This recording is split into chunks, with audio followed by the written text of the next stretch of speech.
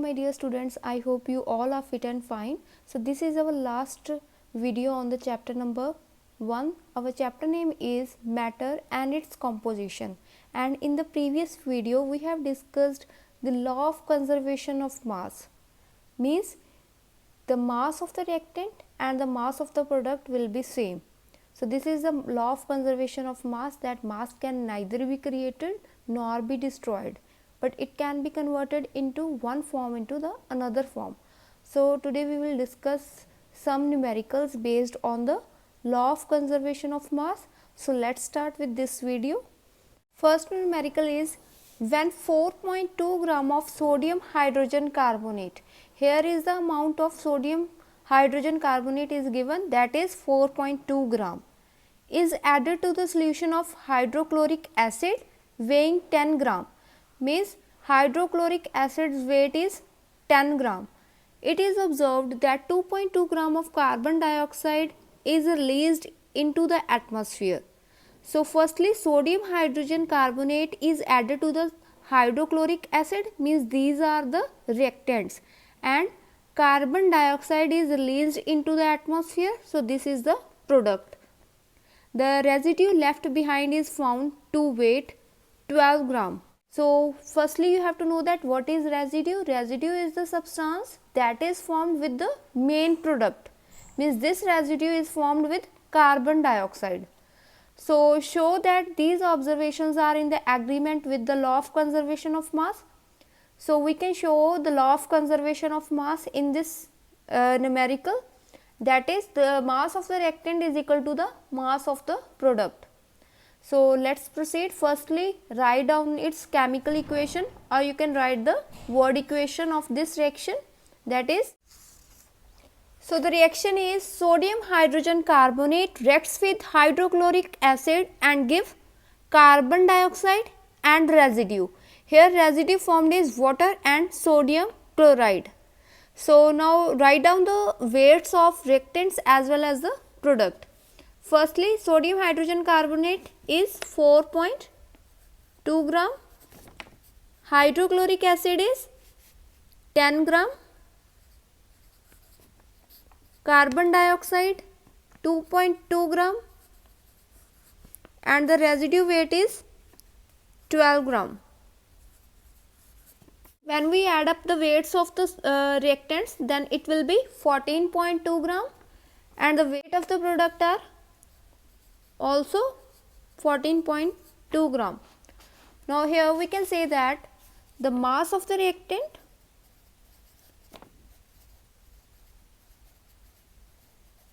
is equal to the mass of the product.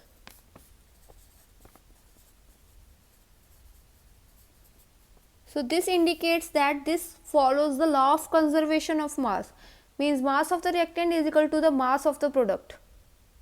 So now look at the second numerical. What mass of silver nitrate will react with 5.85 gram of sodium chloride to produce 14.35 gram of silver chloride and 8.5 gram of sodium nitrate if the law of conservation of mass is true? Here one condition is given, that law of conservation of mass is true for this numerical.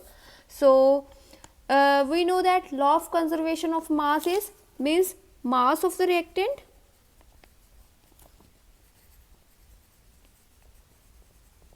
is equal to the mass of the product.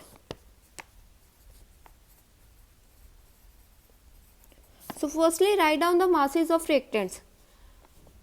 First reactant is silver nitrate,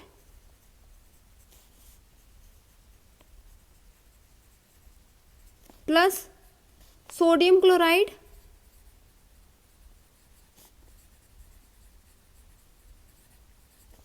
this will give silver chloride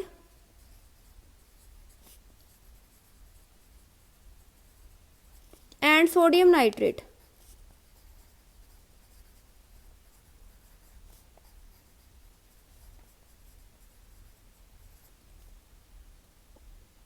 Okay, so you have to write down its chemical equation also, like silver nitrate is AgNO3,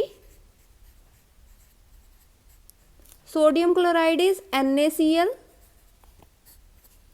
silver chloride is AgCl, sodium nitrate is NaNO3. Now write down the masses of reactants as well as the mass of the product. So the mass of the AgNO3 is not given.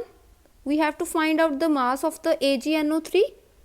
Here the mass of the sodium chloride is 5.85. And this mass will equal to the mass of the product.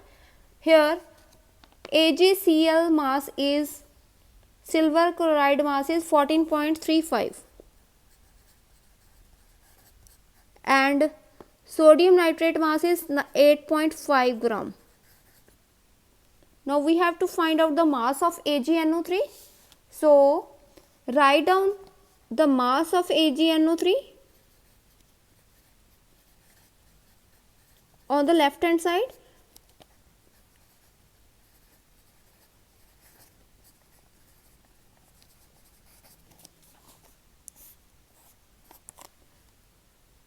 And this mass will goes to this side and it will become minus 5.85 gram.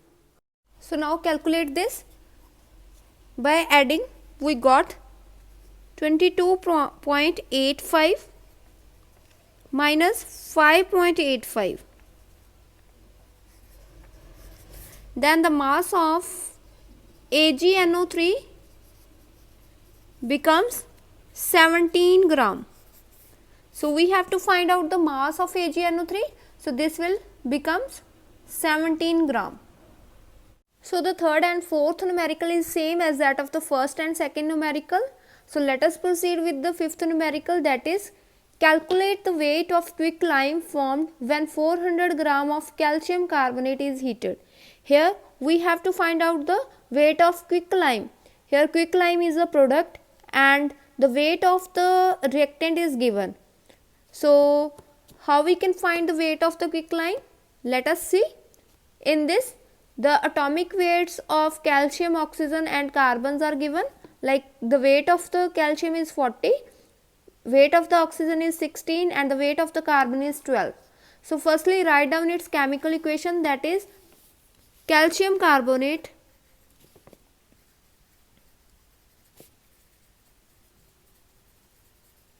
after heating it will give quicklime and carbon dioxide.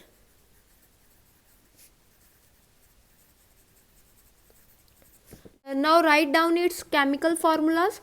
Calcium carbonate is CaCO3, quicklime is CaO and carbon dioxide is CO2. And in this we have to only find out the weight of this quicklime. So firstly write down the weights of calcium carbonate. So the weight of calcium is 40 plus the weight of the carbon is 12 plus there are the 3 oxygen atoms. So multiply 3 with the weight of the oxygen, that is 16. Now we have to only write down the weight of the this quicklime. No need to write down the weight of this. So the weight of the calcium is 40 plus the weight of the oxygen is 16. So 100 gram and 56 gram. So from here we can conclude that 100 gram of calcium carbonate yields or forms 56 gram of quicklime.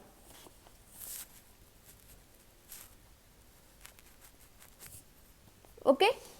So now 1 gram of calcium carbonate yields 56 upon 100 gram of quicklime.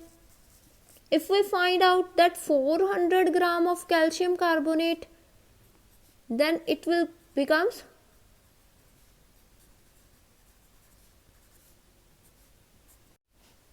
224 gram of quicklime.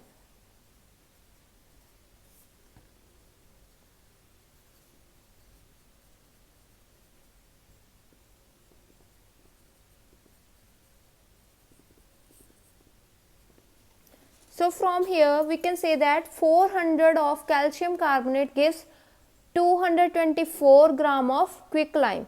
So this is our answer. Now look at the sixth numerical, that is calculate the weight of magnesium oxide formed when 72 gram of magnesium is burnt in air. Here we can calculate the mass of the product, that is magnesium oxide, and magnesium is a reactant. So firstly write down the reaction, that is magnesium burnt in air and give MgO, that is magnesium oxide. Now balance this equation, 2 here and 2 here. Now firstly write down the weight of magnesium, that is 24, multiply with 2. No need to write down the weight of oxygen because we have to find out the weight of magnesium oxide that is formed from the magnesium.